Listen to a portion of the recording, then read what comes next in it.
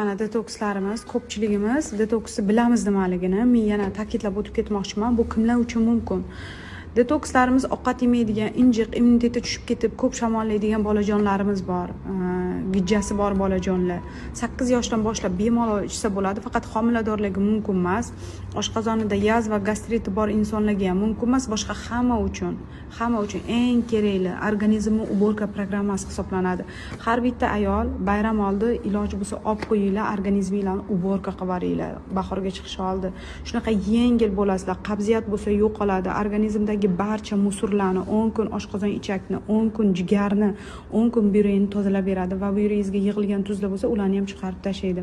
Ayniqsa jigarni, qonni filtrlash a'zomiz hisoblanadi. Juda ham yaxshi ishlashga yordam beradi va tozalab beradi. Yog'lanib ketgan bo'lsa, yog'larni eritishga yordam beradi. Eng zo'r programma. O'zim ishonaman, farzandlarim, o'zim ichganman. Realni zo'r natija ko'rasizlar. 1 oylik